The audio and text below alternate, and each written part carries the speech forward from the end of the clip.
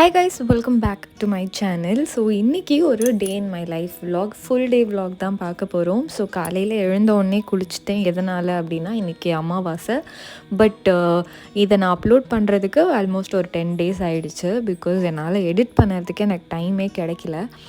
But ஆனால் அன்றைக்கி வந்து டேவை நான் ஃபுல்லாக வந்து உங்களுக்காக கேப்சர் பண்ணியிருக்கேன். ஸோ இந்த vlogல நம்ம குக்கிங் பார்க்க போகிறோம். ப்ளஸ் வந்து பிஸ்னஸ்லேயும் வந்து சில ஆர்டர்ஸும் பேக் பண்ண வேண்டியிருக்கு, அதுவும் பார்க்க போகிறோம். ப்ளஸ் சாமி கும்பிடுற அந்த ருட்டீனும் பார்க்க போகிறோம். ஸோ எல்லாமே கலந்து இன்றைக்கி டே எவ்வளோ பிஸியாக போகுது அப்படின்னு தான் இன்றைக்கி நீங்கள் பார்க்க போகிறீங்க. நான் வந்து அமாவாசை அப்படிங்கிறதுனால குளிச்சுட்டு குக்கிங் ஸ்டார்ட் பண்ணலாம் அப்படின்னு சொல்லிவிட்டு நான் குளிச்சுட்டு வந்துட்டு கொஞ்சமாக ரெடி ஆகிறேன். ஒன்றும் இல்லை, ஜஸ்ட் என்னோடய ஐப்ரோஸ் எப்போதும் போல், லிப் பாம், பேசிக் ஸ்கின் கேர் அதை மட்டும் முடிச்சுட்டு நான் வந்து குக்கிங்க்கு போயிட்டேன். இன்றைக்கி வந்து அமாவாசை அப்படிங்கிறதுனால சாம்பார் கான்ஸ்டண்ட்டாக இருக்கிறது தான். ப்ளஸ் வந்து வாழைக்காய் பொரியல் ப்ளஸ் வடை வந்து செய்யலாம் அப்படின்னு தான் பிளானு.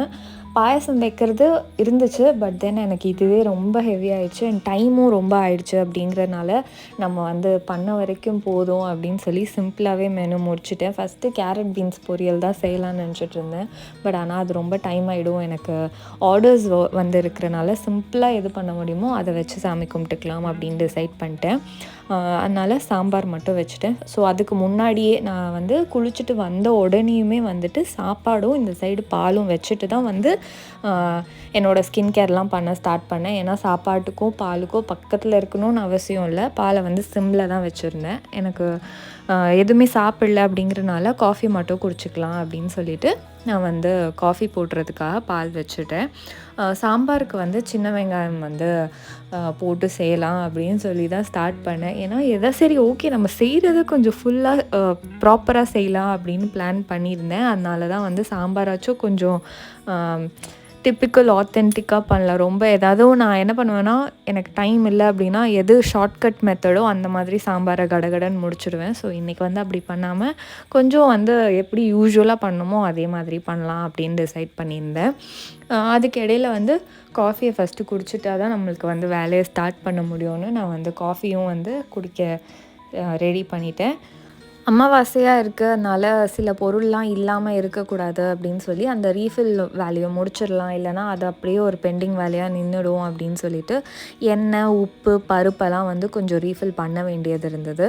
அதை மட்டும் ரீஃபில் பண்ணிவிட்டு சைட் பை சைடு அப்படியே வந்து குக்கிங் ஒர்க்கும் பண்ணிகிட்டு இருந்தேன்.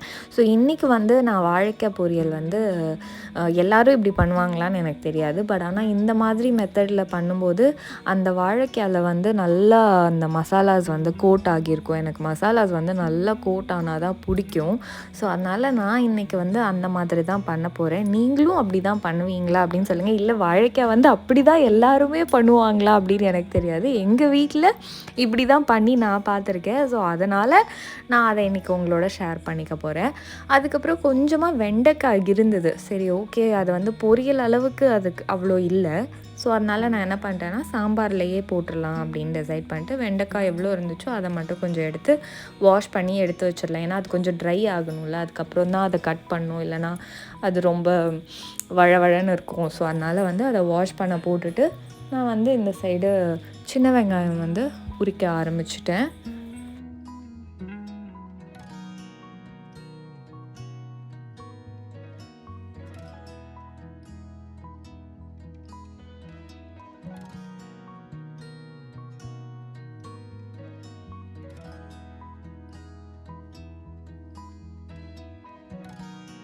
ரொம்ப நாள் ஆச்சு வீட்டில் வந்து ஃபுல் ஃப்ளெஜ்டாக சாமி கும்பிட்டு.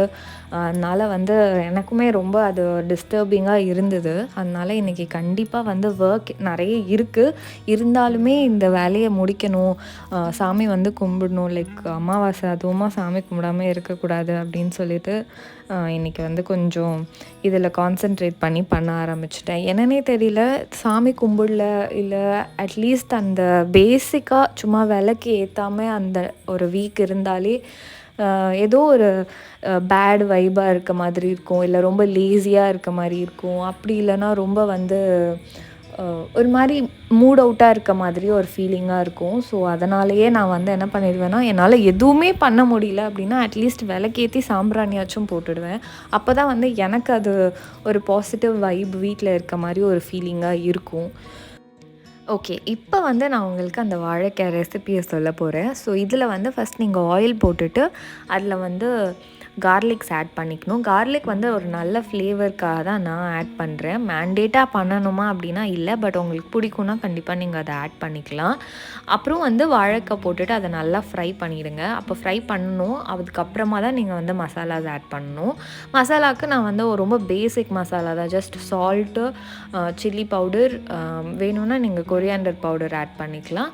கரம் மசாலா வேணும்னா கொஞ்சமா ஆட் பண்ணிக்கலாம். ஸோ இது என்னோட பேசிக் இது. இதில நீங்க தண்ணி ஊத்தி நல்லா திக் ஸ்லரியா மிக்ஸ் பண்ணி வச்சுக்கணும். அப்போ தான் வந்து உங்களுக்கு அந்த ரெசிபி வந்து கரெக்ட்டா இருக்கும். ஸோ திக்கா இருக்கணும். ரொம்ப தண்ணியா இருந்துச்சுன்னா, எல்லாமே வந்து கீழ செட்டில் ஆயிடும். ஸோ அதனால நீங்க வந்து நல்லா திக் ஸ்லரியா அத ரெடி பண்ணி வச்சுக்கோங்க.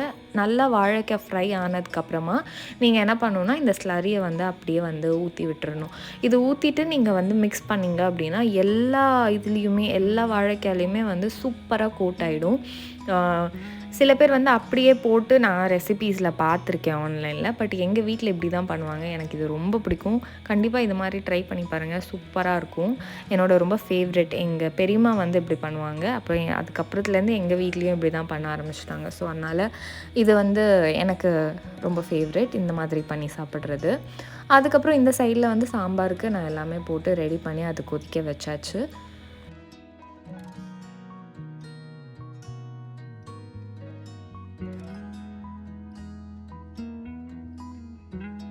இப்போ பார்த்தீங்கன்னா நல்லா தெரியும். உங்களுக்கு பார்த்தாலே தெரியும் அது எந்த அளவுக்கு அந்த மசாலா அதில கோட் ஆகி நல்லா கிறிஸ்பா இருக்கு. இன்னும் வேணும்னா நீங்க கிறிஸ்பியா இன்னும் கூட கொஞ்சம் நேரம் விட்டு ஹை ஃப்ளேமில இது பண்ணிங்கன்னா, உங்களுக்கு நல்லா கிறிஸ்பியா கிடைக்கும். இல்ல வேணா கொஞ்சம் சாஃப்ட்டா பிடிக்கும்னா, நீங்க முன்னாடியே எடுத்துடலாம். அதுக்கப்புறம் வடைக்கு நான் மார்னிங்கே ஊற வச்சுட்டேன். குளிச்சுட்டு வந்ததுக்கப்புறமா தான். அதையும் வந்து அரைச்சு அதில கொஞ்சமா ஆனியன், பச்சை மிளகா, அதுக்கப்புறம் வந்து அ கொத் கொத்தமல்லி ஆட் பண்ணி அ இது பேட்டர் ரெடி பண்ணிவிட்டு அதையும் வந்து சுட்டு எடுத்தாச்சு. ஸோ இது முடிக்கவே எனக்கு கொஞ்சம் டைம் ரொம்ப ஆயிடுச்சு. நான் எக்ஸ்பெக்ட் பண்ணதை விட கொஞ்சம் அதிகமாக தான் ஆயிடுச்சு. சரி என்ன பண்ணுறதுன்னு சொல்லிட்டு நான் கடகடன்னு சாமி கும்பிடுறதுக்கு எல்லாமே ரெடி பண்ணிட்டேன். இதுக்கப்புறம் தான் நான் வந்து பூஜை ரூமே போய் க்ளீன் பண்ணி ரெடி பண்ணி வைக்கணும். ஸோ பூவெலாம் அப்புறமா தான் மாற்றணுன்றனால ஃபஸ்ட் வந்து இந்த பிரசாதம் மாதிரி ரெடி பண்ணிடலாம் அப்படின்னு சொல்லிட்டு இந்த பிளேட் வந்து இருந்தது. இதில் நாங்கள் எதுவுமே யூஸ் பண்ணவே கிடையாது. இது வந்து சில்வர் கோட்டட் மாதிரி இருக்கும். பட் சில்வர் கிடையாது. அதில் வந்து பிரசாதம் எடுத்துகிட்டு போயிட்டு வச்சுட்டு பூ வந்து புதுசாக ஆட் பண்ணுறதுக்கு இருந்தது. ஸோ அதனால் பூவையும் ஆட் பண்ணிவிட்டு விளக்கேற்றி நல்லா சாமி கும்பிட்டேன். சாமி கும்பிட்டதுக்கப்புறமா தான் வந்து வீடே ரொம்ப நாள் கழித்து அப்படி பிரகாசமாக இருக்க மாதிரி ஒரு ஃபீலிங்காக இருந்தது. ஸோ ஐ திங்க் அந்த மாதிரி சம்டைம்ஸ் நம்மளுக்கு ரொம்ப டவுனாக ஃபீல் பண்ணும்போது ஒரு ஒரு பெட்டர் வைபுக்காக அந்த ஃப்ரேக்ரன்ஸ் எல்லாமே அப்படியே ஓவராலாக உங்களுக்கு அந்த வைபே வந்து சேஞ்ச் பண்ணி தரும். ஸோ கண்டிப்பாக நீங்கள் எந்த சாமியை பிலீவ் பண்ணாலும் சரி, ரெகுலராக வந்து வீட்டில் அந்த சாம்பிராணி போடுறது, ஊதுவத்தி ஏற்றுறது அதுவாச்சும் பண்ணால் கூட வீட்டில் வந்து ஒரு நல்ல பாசிட்டிவ் வைப் கிடைக்கும்.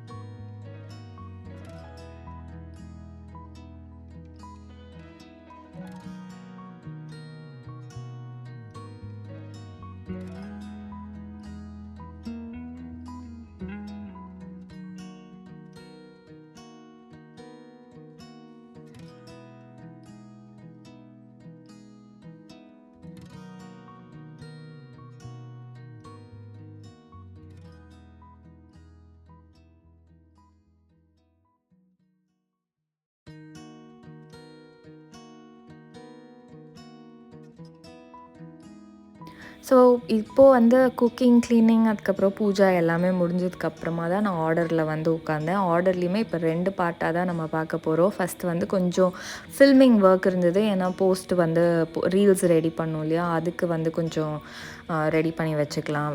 ஃபுட்டேஜஸ் தேவையாக இருந்தது, அதெல்லாம் ரெடி பண்ணி வச்சுட்டு அதுக்கப்புறமா தான் நான் ஆர்டரில் கான்சென்ட்ரேட் பண்ண போகிறேன். ஏன்னா நாளைக்கு தான் நம்ம சென்ட் பண்ணணும். ஸோ அந்த ரீசனுக்காக ஃபஸ்ட் வந்து இந்த இடத்த க்ளீன் பண்ணிட்டேன்னா எனக்கு கொஞ்சம் ஈஸியாக இருக்கும் ஒர்க் ஸ்டார்ட் பண்ணுறதுக்கு. ஸோ அதனால் நான் இந்த ஸ்பேஸ் வந்து பார்த்திங்கன்னா கொஞ்சம் வெளிச்சமாக இருக்கனால எல்லாமே அங்கே தான் பண்ண ஆரம்பிச்சிட்டேன் இப்போது. ஸோ என் ஆர்டர்ஸ் பார்க்குறது, என்னோடய பர்சனல் ஒர்க் பண்ணுறது எல்லாமே வந்து இந்த இடத்துல தான் பண்ணுறேன்.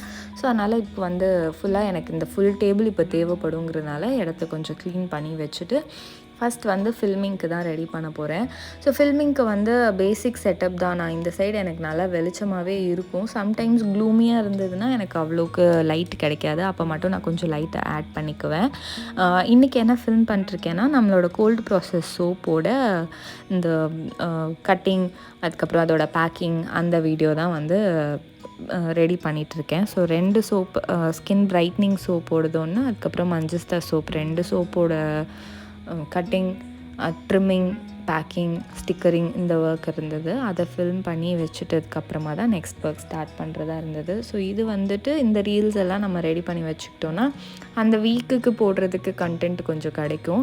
அதனால் ஏன்னா இப்போ வந்து செப்பரேட் ஆர்டர்ஸ் போடுறதுக்கு டைமே இருக்க மாட்டேங்குது. நான் அந்த பேக்கிங் ஆர்டர்ஸ் எனக்கு ரொம்ப பிடிக்கும் போடுறதுக்கு, பட் அதை போடவே டைமே கிடைக்க மாட்டேங்குது. ஏன்னா ஹரிபரியாக அது இடமெல்லாம் செட் பண்ணி பேக் பண்ணுற அளவுக்கு டைம் இருக்க மாட்டேங்குதுன்னு கடகடன் பண்ணி அப்படியே அனுப்பிடுறோமா. அதனால் அட்லீஸ்ட் சரி ஓகே கொஞ்சம் கொஞ்சமாக அப்படி டைமை வந்து ஸ்கெட்யூல் பண்ணி அதுவுமே போட ஆரம்பிக்கணும். ஏன்னா நிறைய பேர் ஆர்டர் ப்ளேஸ் பண்ணும்போதே மென்ஷனும் பண்ணுறீங்க, இந்த மாதிரி எங்களோட ஆர்டர் வந்து வீடியோ போடுங்கக்கா அப்படின்ட்டு. எனக்குமே எல்லாரோட ஆர்டரும் பேக் பண்ணி வீடியோ போடணுன்னு தான் ஆசை. பட் ஆனால் வந்து சிலதெல்லாம் ரொம்ப ஹரிபரியாக பண்ணுற மாதிரி இருக்கும். அதனால் எங்களால் போட முடிய மாட்டேங்குது.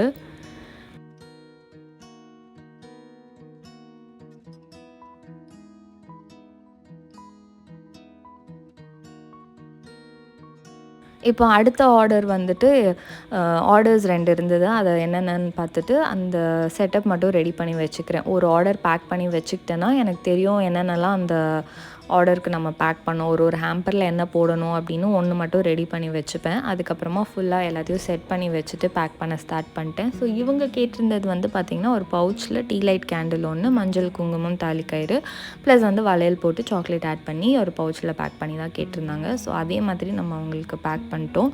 ஸோ இன்கேஸ் நீங்கள் புதுசாக நம்மளோட சேனலில் இந்த வீடியோஸ்லாம் பார்க்குறீங்க அப்படின்னா என்ன பண்ணிகிட்ருக்கேன்னா ரிட்டன் கிஃப்ட் ஆர்டர்ஸ் நான் இப்போது பேக் பண்ணிகிட்ருக்கேன். அது இல்லாமல் நம்மக்கிட்ட வந்து ஹேண்ட்மேட் சோப்ஸ், கேண்டில்ஸ், அதுக்கப்புறம் ஸ்கின் கேர், பாடி கேர், ஹேர் கேர் இந்த ப்ராடக்ட்ஸ் எல்லாமே நம்மக்கிட்ட அவைலபிளாக இருக்குது. இன்கேஸ் நீங்கள் இன்ட்ரெஸ்டடாக இருந்தால் ரீட்டெயிலையும் வாங்கிக்கலாம், பல்க்லேயும் வாங்கிக்கலாம். ரிட்டன் கிஃப்ட்டுக்கும் நாங்கள் வந்து கொடுத்துட்ருக்கோம். ஸோ நிறைய ஆப்ஷன்ஸ் இருக்குது. உங்களோட பட்ஜெட்டுக்கு ஏற்ற மாதிரி நீங்கள் கஸ்டமைஸ் பண்ணிக்கலாம். அதுதான் இப்போ நான் பேக் பண்ணிகிட்ருக்கேன். என்ன பிஸ்னஸ்னே சொல்லாமல் இவங்க பாட்டு பேக் பண்ணிட்டுருக்காங்களே அப்படின்னு நினைக்காதீங்க. ஸோ நம்மளோட ஸ்டார்டிங் ப்ரைஸ் இண்டிவிஜுவல் ப்ராடக்ட்டுன்னு பார்த்தீங்கன்னா இந்த டீ லைட் கேண்டில் வந்து ஜஸ்ட் 20 rupees தான் ஆகும். ஸோ ஸ்டார்ட்ஸ் ஃப்ரம் 20 rupees அப்படின்னு நம்ம போடுறோன்னா அது ஒரு ப்ராடக்டோட ப்ரைஸ் தான். நீங்கள் வந்து இதை காம்போவாக ஒரு ஹேம்பராக நீங்கள் கஸ்டமைஸ் பண்ணி உங்களுக்கு என்னெல்லாம் வேணுமோ அதில் நீங்கள் ஆட் பண்ணும்போது கண்டிப்பாக ப்ரைஸஸ் வந்து டிஃபர் ஆகும். பட் ஸ்டார்ட்ஸ் ஃப்ரம் 20ன்னு போடும்போது எல்லோரும் 10 rupeesலலாம் கிஃப்ட் இருக்கா அப்படின்னு கேட்குறீங்க. என்னால் முடிஞ்ச வரைக்கும் நான் வந்து கம்மி ப்ரைஸில் என்னெல்லாம் இன்கார்ப்ரேட் பண்ண முடியுமோ அந்த ஆப்ஷன்ஸ் எல்லாமே நான் கான்ஸ்டண்ட்டாக ரிசர்ச் பண்ணிகிட்டே தான் இருக்கேன். பட் இருந்தாலுமே நம்மளுக்கு வந்து சில இந்த மாதிரி ஃபுல் ஹேம்பருமே வந்து ஒரு 10 rupees 15 rupeesல கண்டிப்பாக கிடைக்காது. நீங்கள் ஒரு காமனாக நம்ம யோசித்தாலே நம்மளுக்கே தெரியும் இது எப்படி வந்து கட்டுப்படி ஆகும், விற்கிறதுக்கு எப்படி கட்டுப்படி ஆகும் அப்படின்னு யோசித்தாலே கொஞ்சம் கரெக்டாக இருக்கும்னு நினைக்கிறேன். அப்புறம் வந்து ஈவினிங் அரவுண்ட் ஒரு 5:30 6 o'clock இருக்கும். அப்போ நான் வந்து டீ கிரேவிங் ஆகிடுச்சு. சரி ஓகே டீ வந்து குடிக்கலாம் அப்படின்னு சொல்லிட்டு டீ ரெடி பண்ணிகிட்ருக்கேன். ஸோ ஈவினிங் டைம்னாலே கண்டிப்பாக டீ வந்து இருக்கணும். ஏன்னா மார்னிங்கில் நான் பிரேக்ஃபாஸ்ட் சாப்பிட்டேன்னா டீ, காஃபி குடிக்காமல் இப்போ கொஞ்சம் அப்படியே அவாய்ட் பண்ணிகிட்டே வரேன். பட் வந்து ஈவினிங் டைமில் கண்டிப்பாக குடிக்கிற மாதிரி தான் இருக்கும். ஏன்னா நான் வந்து ஈவினிங்குள்ளே நிறைய ஒர்க், அது இது கால்ஸு, அப்புறம் என்கொயரிஸ் அது இதுன்னு பேசி கண்டிப்பாக எனக்கு ரொம்ப ஹெட்டேக் வந்திருக்கும் அந்த டைமில். ஸோ எனக்கு டீ இல்லாமல் ஒர்க் பண்ணுறது ரொம்ப கஷ்டமாக இருக்கும். ஸோ அதனால் நான் வந்து ஒரு டீ கண்டிப்பாக குடிச்சிடுவேன் ஈவினிங்கில் மட்டுமாச்சும். அதுக்கப்புறம் again back to work start பண்ணியாச்சு.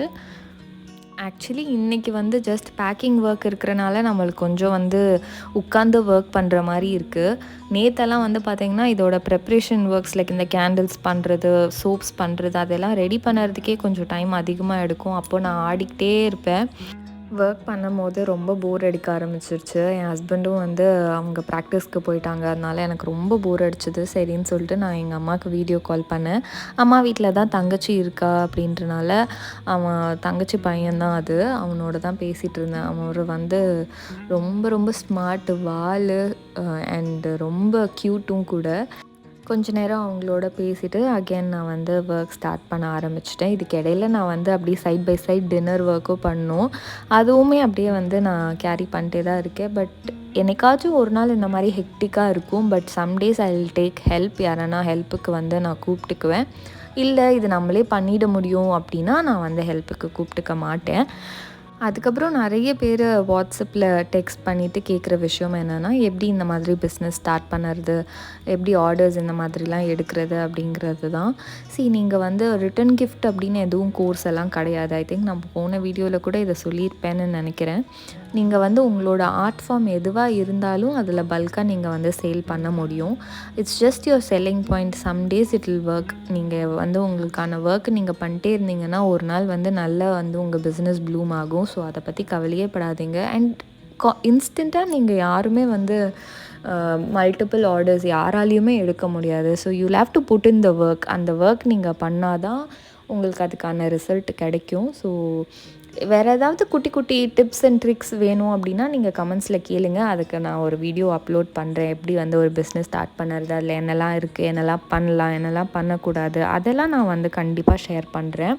இப்போ செகண்ட் ஆர்டர் இது வந்து பிளேட் செட் வச்சு நம்ம பேக் பண்ணியிருந்தோம். ஸோ இதுதான் அவங்க செகண்ட் ஆர்டர். இதையும் நான் பேக் பண்ணி ரெடி பண்ணி எடுத்து வச்சுட்டதுக்கப்புறமா டின்னர் ஒர்க்கும் முடிச்சுட்டு நான் வந்து பெட்ரூம் போய் பார்த்தா இவ்வளோ துணி இருந்தது. ஸோ இது அத்தனை துணியும் மடித்து எடுத்து வச்சதுக்கப்புறமா கரெக்டாக என் ஹஸ்பண்ட் ப்ராக்டிஸ் முடிச்சுட்டு வீட்டுக்கு வந்தாங்க. நாங்கள் 2 பேரும் ஒன்றா டின்னர் சாப்பிட்டு முடிச்சுட்டு ஒரு 11:30 வரைக்கும் நானும் அவரும் சேர்ந்து வாக்கிங் டெட் அப்படின்னு சொல்லிட்டு ஒரு சீரீஸ் நெட்ஃப்ளிக்ஸில் பார்த்துட்ருக்கோம்.